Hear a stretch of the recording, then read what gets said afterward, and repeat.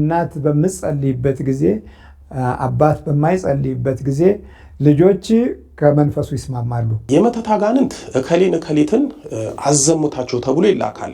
የቆረበ ሰው ካልቆረበ ሰው ጋር ሰላምታ መለዋወጥ ይችላል ወይስ አይችልም?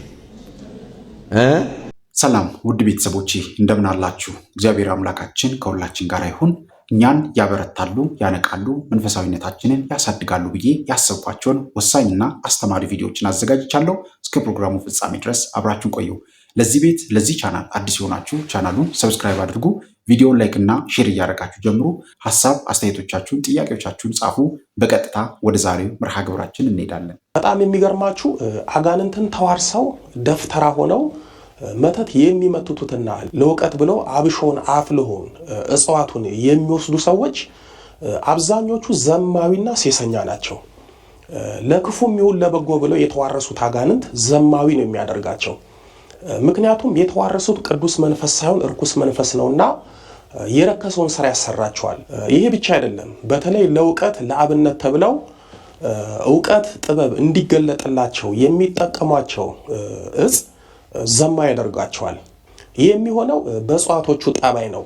እጽዋቶቹን ሲጠቀሟቸው አንዳንዱን ስጋይ ስሜታቸውን ይገድላል፣ አብዛኞቹን ግን ለፍትወት ለዝሙት ይዳርጋቸዋል። ለምሳሌ እጸ ማዛ፣ እጸ ልባዊት፣ እጸ ፋርስና ስማቸውን ለመጥራት የሚያሳፍሩ ሌሎቹም እጽዋቶች አሉ። እነዚህን እጾች ለእውቀት ለጥበብ እያሉ የሚጠቀሙ ሰዎች በእጾቹ ጠባይ ወይም የእጾቹ ጠባይ ዘማዊ ሴሰኛ ያደርጓቸዋል። የሚገርመው ደግሞ የሚጠቀሟቸው ሰዎች እጾቹ ዘማዊና ሴሰኛ እንደሚያደርጓቸው እያወቁ ግን ለእውቀትና ለጥበብ ብለው በስጋቸውና በነፍሳቸው ላይ ፈርደው እጾቹን ይጠቀማሉ። አሁንም ከዚሁ ከዝሙት ጋር በተያዘ የመተት አጋንንት የዝሙት አጋንንት ሆኖ ይገባል። የመተት አጋንንት እከሌን እከሊትን አዘሙታቸው ተብሎ ይላካል። እንዲህ የሚሆነው ለምሳሌ በጣም የተዋደዱትን ባለትዳሮች የሚቀኑባቸው ቤተሰቦች ወይም ጓደኛ በትዳራቸው በመቅናት ትዳራቸውን ለማፋታት በደፍተራ የዝሙት አጋንንት ይልኩባቸዋል። ያ የተላከው መተት ትዳራቸውን በዝሙት እንዲበጠብጥ ያደርጋቸዋል።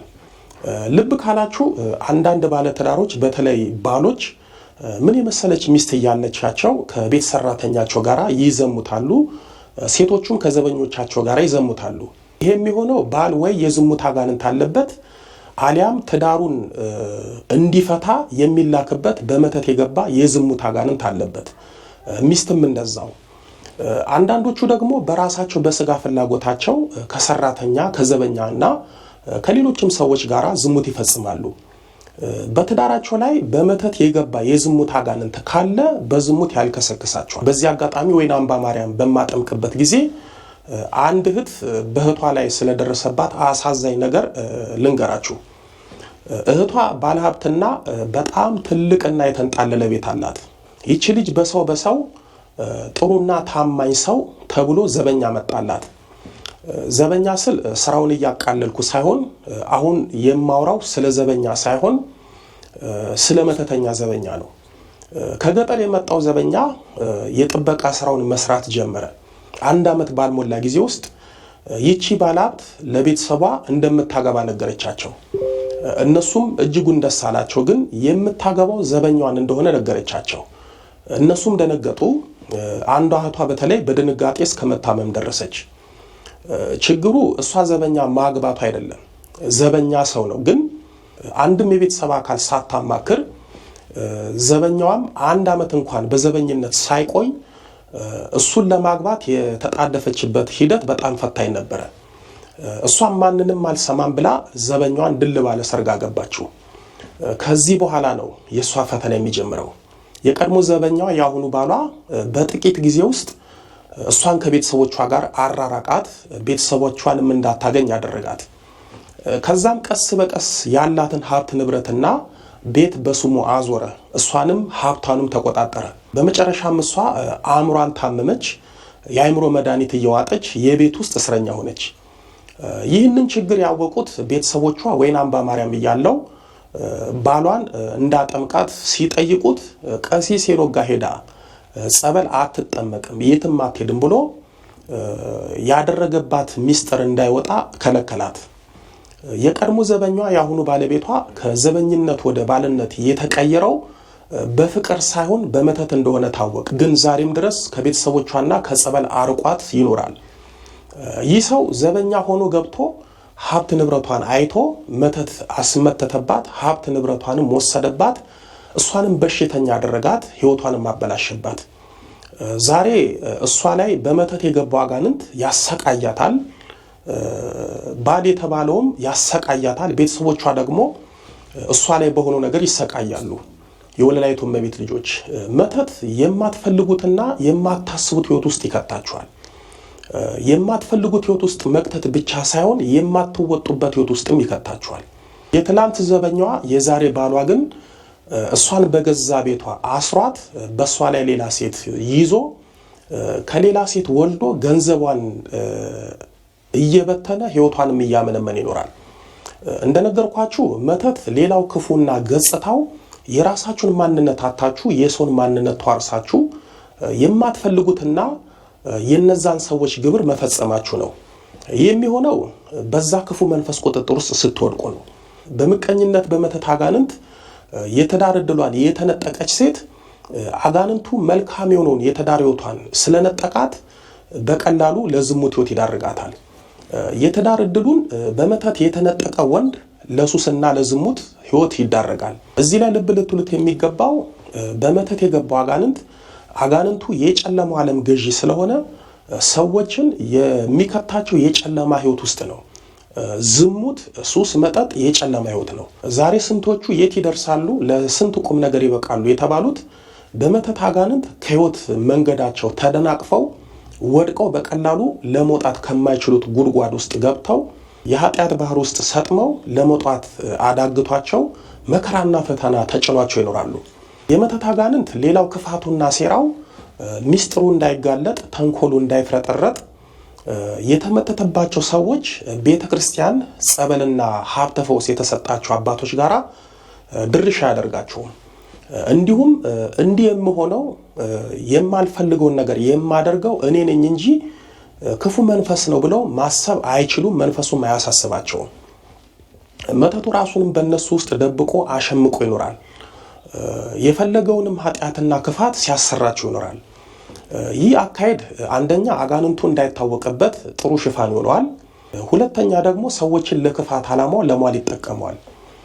በተለያየ ነገራቸው መተት የተመተተባቸው ሰዎች አጋንንቱ ወደ ጥፋትና ወደ ኃጢአት ጎዳና እየገፋ ቅድስናቸውን እያጠፋ በቁማቸው ከሚኖሩት በታች ከሚሞቱት በላይ ሊያደርጋቸውና ለከፋ የዝሙት ሕይወት ሊዳርጋቸው ይችላል። ስለዚህ በሕይወታችን ሳንፈልጋቸው የምናደርጋቸውና የሚሆኑብን ነገሮችን ቆም ብለን እናጤናቸው። ዛሬ ሳንፈልግ የገባንበትና መውጣት ያቃተን የሕይወት መቀመቃት በመተት አጋንንት ሊሆን ስለሚችል ጊዜ ሳናጠፋ ወደ ፈጣሪ እንመለስ። የቆረበ ሰው ካልቆረበ ሰው ጋር ሰላምታ መለዋወጥ ይችላል ወይስ አይችልም? ምን አይቻልም። መልካም። የቆረበ ሰው ያልቆረበን ሰው ካልቆረበ ሰው ጋር መብላት ይችላል አይችልም? አይችልም። እሺ፣ ሶስተኛ የቆረበ ሰው ማስተረፍ ይችላል አይችልም? አይችልም። አራተኛ የቆረበ ሰው ብቻውን መሄድ ይችላል አይችልም? ሕዝብ እውቀት ከማጣት የተነሳ ጠፍቷል። ስለ ቁርባን እንማር ግድ የላችሁም። አንዳንዴ የማለዳ ትምህርቶች መሆን አለባቸው። በተለይ እሑድ እሑድ ቅዳሴ ምንድነው? ቁርባን ምንድነው? ይህ ኦርቶዶክሳዊ ቤተሰብ ጋብቻ፣ እነዚህ ነገሮች ከወንጌሉ ባሻገር ቢሰጡ ጥሩ ነው ብዬ አምናለሁ። እውነት ለመናገር የሁላችሁ የቆረበ ሰው ካልቆረበ ሰው ጋር ሰላምታ መለዋወጥ ይችላል። አይችልም ያላችሁ ሰዎች ይችላል ነው መልሱ። በተቀደሰ ሰላምታ ተለዋወጡ ይላል ቅዱስ ጳውሎስ። ካህናቱ ቀድሰው የጌታን ሥጋና ደም ተቀብለው ከወጡ በኋላ ከሰው ጋር ሰላምታ ሲለዋወጡ አይታችሁ አታውቁም? ትከሻ ለትከሻ ሲሰሳሙ አይታችሁ አታውቁም? ካወቃችሁ ታዲያ እነሱም የበሉት ሌላ ሥጋ ነው፣ እኛ ምን ቀበለው ሥጋና ደም ሌላ ነው እንዴ? አንድ የክርስቶስ ሥጋና ደም አይደለ? እንዲያውም ላልቆረበው ሰው ሰላም ስለውን የቆርቤ ለሱ የተቀደሰ ነው የተቀደሰ ነው። ሁለተኛ የቆረበ ሰው ካልቆረበ ሰው ጋር ባጭሩ መብላት ይችላል። በረከቱ ነው ላልቆረበው ሰው ነገ ለዛ ያበቃዋልና። ሶስተኛ የቆረበ ሰው ማስተረፍ የለበትም ይችላል። ለምን? ስርዓታችን ምንድነው የሚለው? በሊ ወሰቲ ዘንበላቅ ያለ ልክ መብላትና መጠጣት የለበትም ተብሎ ስርዓቱ ላይ ተጽፏል። እኛ ደግሞ ማስተረፍ የለብህም ካልነው ምን እያደረግነው ነው? እያጨናነቅነው ነው አይደለ? ከተጨናነቀ ደግሞ ምን ሊሆን ነው? ሊወጣ ነው ማለት ነው። አያችሁ፣ መጀመሪያ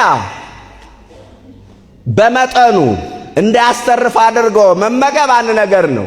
ካስተረፈ ግን ማስተረፍ ይችላል። ማስተረፍ የለብህም ከተባለ ያለ ልክ ሊበላ ነው። ያ ከሆነ ደግሞ ሌላ ችግር ሊመጣ ነው፣ ስርዓቱንም ሊጋፋ ነው ማለት ነው።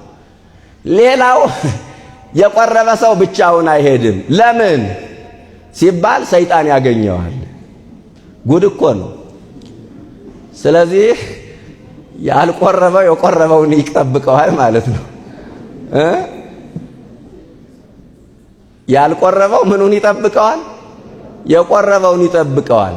እኔ በገጠር አስታውሳለሁ። የቆረበ ሰው እንኳን ካጣ ብረት ማዳመጫ ታውቃላችሁ? የጥጥ ማዳመጫ ብረት ከትራስ ላይ የሚያደርጉ ሰዎች አሉ። የብረት ከዘራ ተሸክሞ የሚሄድ ሰው አውቃለሁ። እዚህ ከተማ ላይ ደግሞ መጽሐፍ ቅዱስ ሚንተራሰዋል። ይህ ነውር ነው በእውነት። አባቶቻችን አላሉም። ካሉ እንኳን ለምን መሰላችሁ? የቆረበ ሰው ብቻውን መሄድ የለበትም ብለው ከተናገሩ ሰይጣን ያገኘዋል ብለው አይደለም። ሰይጣን ያገኘዋል ብለው አይደለም። የቆረበ ሰው ምንድነው? ንጉስ ነው። ማንን ተቀብለዋል? አያችሁ፣ ንጉሱን ተቀብለዋል። ሙሽራ ነው። ሙሽራ ደግሞ ምን ያስፈልገዋል? አጀብ ያስፈልገዋል። አያችሁ፣ ከባቢ ያስፈልገዋል። መታጀብ አለበት። ሰይጣን ያገኘዋል በሚል ሰበብ አይደለም። ስለ ክብረ ቁርባን እንዴ ሰዎች ይታጀባሉ አይደለም? ለምንድነው የምናጅባቸው? አክብሮት ነው አይደለም? የክርስቶስን ስጋና ደም የተቀበለ ሰው ሙሽራ ነው። ሙሽራ አጀብ ስለሚያስፈልገው ነው ጠባቂ ያስፈልገዋል የሚባል እንጂ ሰይጣን ያገኘዋል በሚል ተልካሽ አስተሳሰብ አይደለም። ይህንን ማስተዋል ይገባል። በመቁረብ ጊዜ ስንት ነገር አየን? አረ በማርያም ንገሩኝ እንጂ 6 ነው 5? እንዴችን 6ን ምን ነው አልደፍርም አላችሁ? 6 በመቁረብ ጊዜ 5 ነገሮችን አይተናል። ከዛ በኋላ ደግሞ ከቁርባን በኋላ ማድረግ የሚገባንን ነገር አይተናል። የሰፈር ወሬ የሚመስሉ መጽሐፍ ቅዱሳዊ ዋቢ የሌላቸው ከየት እንደመጡ የማይታወቁ ዝም ብለው የሚፈበረኩ ነገሮችን ደግሞ አንስተን መልስ ሰጠናል። እናት በምትጸልይበት ጊዜ፣ አባት በማይጸልይበት ጊዜ ልጆች ከመንፈሱ ይስማማሉ፣ ወደ አባታቸው ያገለግላሉ፣ እናትን ይጠላሉ። ለምን? እናት ስለጸለየች፣ ከጠላት ጋር ስለታገለች፣ ከውርስ መንፈስ ጋር ስለታገለች ልጆች አይተባበሯትም፣ አባትም አይተባበርም። ሌላው ደግሞ አባት በሚጸልይበት ጊዜ እናትና ልጆች እናትን አይወዱም፣ አባትን አይወዱም። አባት ጸልዋላ ከመንፈሱ በሚታገልበት ጊዜ ልጆች ከአባታቸው ይሸሹና ወደማትጸልየው እናታቸው ይስማማሉ። መበላላት ይሄ ነው። ኤፍሬም ምናሴን፣ ምናሴም ኤፍሬምን በላው። ጠላት ይህን አደረገ። አየ ጠላት ይህን አደረገ አለ እኮ። ተኝተህ በጨለማው ነው የገባው። ስናንቀላፋ እንቅልፍን ስንወድ እረፍት ያስፈልገናል ብለን የጸሎት ጊዜ፣ አምልኮት፣ የምስጋና ጊዜ ስታጣ ጠላት ገዢ ሆኖ የማንነት ትግል ከህይወት ጋር ያደርጋል ማለት ነው። ስለዚህ ትንቢተ ሚክያስ 7:6 ላይ የሰው ጠላቶች ቤተሰቦቹ ናቸው ይላል። ከእይታ ይነሳል። በጎ አለማየት፣ በጎ አለማሰብ። ብዙ ጊዜ ለአገር ቤቱም ትውልድ መልካም አድርጋችሁ አሁን የተሳቀቃችሁበት ጊዜ አለ። የአገር ቤቱም ሰው ከውጭ ለመጣው መልካም አድርጎ አሁን የተሳቀቀበት ጊዜ አለ። አየ መበላላት ነው። በመንፈስ መበላላትን አላወቀውም። አውቀው የሚበሉ አሉ፣ ሳያውቁም ይበላሉ። እድልን መውሰድ አውቀው የሚወስዳሉ፣ ሳያውቁ የሰው እድልንም የሚወስዳሉ። በውክልና ደግሞ የሚወሰድባቸውም አሉ። ለልጆች ለተማሪዎች በዩኒቨርሲቲ በመንፈሳዊ ተቋም እያሉ ደግሞ እንደው የእውቀት ብልጭታ ካላቸው እናት አባቶቻቸው የነዛን የልጆችን እውቀት በመንፈስ ይወስዱባቸዋል። በደብተራቸው በሌላም በእጅ አሳራቸው በጽሁፋቸው በአካላዊ እይታቸው ይወስዱባቸዋል። በውክልና ለልጆቻቸው ወስደው ይሰጣሉ ማለት ነው። በውክልና እድልን መንጠቅ ቤተሰብ የሚያውቅ ይችኛዋን ልጅ አታውቅም፣ ግን በሌላ እድል ነው የምትማረው። የሚያውቁት ቤተሰቦች ናቸው። ቀስ በቀስ ግን ተንኮለኝነትን ከቤተሰብ ስለወረሰች ይህንን መረዳት አያስቸግራትም። በሂደት መቀናናቱ መመቀኛኘቱ ከትምህርት ቤትም ይጀምራል። ከዛ በኋላ ጓደኝነትን ከተንኮል ጋር ትይዘዋለች። ለምን? የተወለደችበት መንፈስ ጥሩ ስላልሆነ። ግን በውክልናም በእናት አባት በኩል እድል እንደሚወሰድ ማወቅ አለብን። ልጅ የሰው እድልም ባትወስድ ክፉ ልጅም ብትሆን እናትና አባቷ ጓደኛዋን እድል ወስዳለች ማለት ነው። በግብዣ በተለያየ አይነት ነገር እድሉ እንዲወስድ፣ ይህንን እድል ለማስመለስ የመንፈስን ጉዳት ማወቅ ቅድሚያ ትልቅ እውቀትና ጸጋ ነው። ከመንፈሳዊ ጥበብ ትልቁ የመናፍስቱን ዓለም ለይቶ መረዳት ነው። መንፈስን ሁሉ አትመኑ፣ መንፈስን ሁሉ መርምሩ የሚለው እኮ እንደው ሰይጣን አለ ብለህ ብቻ እንድትሄድ አይደለም። ከዚህ ከመጽሐፍ ቅዱስ ባህሪያት ጋር የጠላትነት ምንጩ እንዴት እያደገ መጣ፣ እንዴት መበላላት ከፋ፣ በአሁኑ ዘመን ያለው ፍቅር ለምን ተምታታ፣ የቤተ እግዚአብሔር ሰዎች ፍቅርን ማያሳየት ለምን አቃታቸው፣ መለያየትን ለምን ይሰብካሉ፣ በዘርና በጎሳ በነገድ ተለያይተው ለምን ይባላሉ፣ በመንፈሳዊ ስፍራ ላይ ይህንን እንዳንድ መገለጫ ማድረግስ የእውነት ነው ወይ? ይሄ የእውነት ፍላጎት ነው ወይ? የመንፈስ ቅዱስ ፍላጎት ነው ወይ? አይደለም፣ መበላላት ነው። ኤፍሬም ምናሴን፣ ምናሴም ኤፍሬምን በላ። ያ ነው መበላላት ማለት ነው። ቡዳ በላው ሲባል አለ ምክንያት አይደለም። መሰረታዊ እይታ የቀደሙት አባቶቻችንና እናቶቻችን ልጆቻቸውን ሰፋፍነው የኖሩት እኮ እውቀቱም ጥበቡም ከባህሪው ጋር እንዲኖር እድሉም ሀሳቡም ከአምልኮት ጋር እንዲኖር ሃይማኖትን ወርሶ በሃይማኖት ተከላክሎ ጠላትነትን አስወግዶ በእግዚአብሔር ጉልበት አሸንፎ እንዲኖር ነው እኮ። ይህንን ጸጋ ነበር የተቀበሉት። ስለዚህ መድኃኒታችን ኢየሱስ ክርስቶስ ከእኛ ጋር በመወለድ ሕግ ውስጥ ሲወለድ ቃል ሥጋ ሆኖ ጸጋንና እውነትን ተመልቶ በእኛ አደረ የሚለው እኮ በእውነት እንድናሸንፍ ነው። የእውነት እና የጸጋ ጉልበት እንዲኖረን ነው። እነዚህ ለተቀበሉት በስሙ ለሚያምኑት የእግዚአብሔር ልጆች የሆኑ ዘንድ ስልጣንን ሰጣቸው። የዮሐንስ ወንጌል ምዕራፍ 1 ከቁጥር 12 ጀምሮ የሚነግረን ይሄ ነው። ስልጣን ሰጣቸው ይላል። ይሄ ስልጣን ታላቅ ስልጣን ነው። የማወቅ ስልጣን፣ የመለየት ስልጣን፣ የማገናዘብ ስልጣን ነው። ለክርስቲያኑ ሁሉ ተሰጥቷል። በሞገስና በጸጋ የማደግ ጉዳይ የካህናቱ ነው። በሞገስም በጸጋም አድጎ የእግዚአብሔርን ክብርና ኃይል መግለጥ የካህናቱ ስልጣን ነው። ክርስቲያኑ ደግሞ በመናፍስት ላይ በጠላቱ ላይ አውቆና ሰልጥኖ ጠላትን ክፉውን መንፈስ መከላከል የተሰጠው ስልጣን ነው። ክርስትና በራሱ ስልጣን ነው። ይህንን ስልጣን ስንተው ወደ ጨለማ ዓለም ሩጥን። ጨለማም አያሸንፈውም ብሎ ነበር እኮ የብርሃን ጌታ ስለኛ የሰጠውን ጨለማን አያሸንፈውም ነው። አሁን ድቅድቅ ጨለማ ለብሰን ነው የምንተኛው። የፈርዖን ዘመን የነበረው ጨለማ ድልቅ ያለ ጨለማ፣ የህሊና ጨለማ፣ የአእምሮ ጨለማ፣ የስነ ልቦና ጨለማ፣ የአስተሳሰብ ጨለማ፣ ፍቅር የማጣት ጨለማ፣ ጨለማው ነው የነገሰብን። ለምን? ጠላት ጨለማን የሚወድ ኃይልና ክፉ ነው። ስለዚህ ቡዳነት በዚህ መንገድ ሰፍቶ ጠላትነትን ያበረታታል፣ ክፉነትን ያበረታታል፣ ምቀኝነትን ያበረታታል። ስጋት ሰው ስጋቱ እንዲሆን ያደርጋል። ሰው ስቃዩ እንዲሆን ያደርጋል። የዮሴፍ ስቃይ በማስረሻ በኩል ነበር። የሀገሩ ስቃይ በኤፍሬም በኩል ነበረ። ያ በትክክል ዞረና መጣ። ስቃይ ዞሮ መጣ። የሀገሬ ስቃይን አስረሳኸኝ፣ በስቃይ ምድር ፍሬ አፈራሁ፣ በመከራ ምድር ፍሬ አፈራሁ አለ።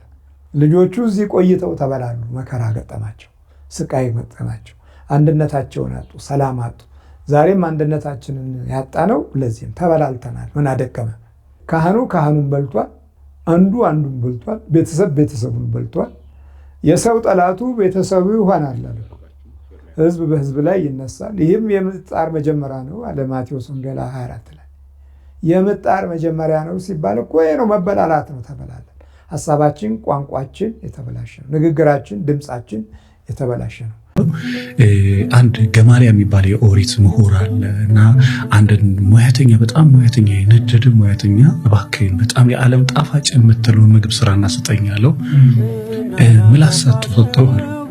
በጣም ይጣፍጣል፣ የሚገርም ምግብ። እንደዚህ አይነት ምግብ በልቼ አላውቅም። ልክ እኛ ምላስ ሰንበር እንደምንለው እሺ፣ የዓለም በጣም መራራ የምትለው ምግብ ስራና ስጠኝ ምላስ ሰርቶ የዓለም በጣም መራራ ነገር ምላስ ነው። በጣም ጣፋጭ ነገር ምላስ። ሰዎች አንደበትህን ከወደዱ ኔክስት ላይ የሆነ ነገር ይወዳሉ።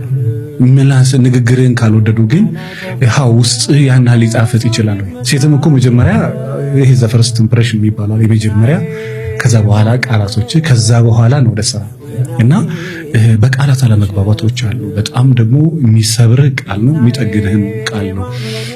ሪሰርች ተሰርቷል። ባይዘው ውሃ አስቀምጠው ሁለት ንጹህ ውሃ አንደኛውን ውሃ ረግመውት ደፍርሶ ንጹህን ውሃ ደግሞ ቀድስ እንትን ብለውት ያውቃሉና በዓለምም አንድ ነው እንጀለኛ አንጀት በሚበጣጥስ መርዝ ነው መንገል ብለውት ውሃ ሰጥቶት ንጹህ ውሃ ሞቷል። ለምን ሞታለው ብሎ በዛ ስላሰበና ቃላት እንትን አላቸውና ሴክሹዋል ነገሮች ይመጣሉ። ሴክሹዋል ኢንቲሜሲ የሌላቸው በቃላት ይመጣል። በሀብት ይመጣል፣ በቤተሰብ ጣልቃ ገብነት ይመጣል፣ በባህር ይመጣል፣ በሱሶች ይመጣል። ብቻ በተለያዩ ብዙ ይሄ ነው በማትላቸው ሁለት ባልና ሚስቶች መካከል በመደባበቅ ይመጣል፣ በትረስት ይመጣል፣ መታመን አለመታመን፣ የሚያምኑም አሉ ደግሞ የማይታመኑም ደግሞ አሉ። እና ብቻ በብዙ ምክንያቶች ኬዞች ይመጣሉ። ያላገቡ ወንዶች ይመጣሉ። እኔ አሁን በጣም ጸግሽ እንደምታየው መልክ ሰውነት አለኝ፣ ገንዘብም አለኝ፣ እግዚአብሔር ይመስገን ግን እንዴት ነው ሴት ልጅ ማሳምነው? በህይወቴ ፈተና የሚሆንብኝ ነገር ይሄ ነው። ሰው ደግሞ በደላለም በምንም ሚስት ፈልጌ ሰው ይዘውልክ የሚመጣው ከምንም ጋር ማትሄደዋል። ስታያት ራሱ ስሜት ማሰጥን። እንደውም እሱ ካለኝ ነገር አንድ በጣም መሰቀበት አንድ ሰው ሴት አመጣና ሰጠኝ። በጣም መልኳን ከሁሉም ሴቶች እሷን ይወደድኳታል። ግን ምንድነው ካፌ ሆነን እያወራን ለካሷ ሳታውቀው ከንፈሯን ትበላለች። ከዛ ተውኳታል። ምን ነው ስለው ጸጌ እዛ ካፌ ውስጥ ከንፈሯ እንደዛ ይበላች ብታገባኝማ እኔም እንደዛ ብትበላ ካፌ ውስጥ እንደዛ ከንፈሯን ከበላች ቤት ከገባ እኔ ነው እንደዚህ የምትበላኝ ብዬ እና ብቻ ብዙ አይነት ምክንያት አላቸው። ብዙ አይነት ችግሮች ይመጣሉ። በመጨረሻም እንግዲህ ውድ ቤተሰቦቼ በዛሬው ቆይታችን በዛሬው ትምህርቶቻችን እነዚህንና ወሳኝ ቪዲዮዎችን ለመመልከት ለማየት ችለናል። በቀጣይም እንደዚሁ በሌሎች ርዕሰ ጉዳዮች በሌሎች ቪዲዮዎች እስከምንገናኝ ድረስ የቅዱሳን አምላክ ከሁላችን ጋር ይሁን። በሀገር ውስጥም ከሀገር ውጭም ያላችሁ ኢትዮጵያውያን፣ ኤርትራውያን ቤተሰቦቼ ሰላም እግዚአብሔር ከሁላችሁ ጋር ይሁን እላለሁኝ።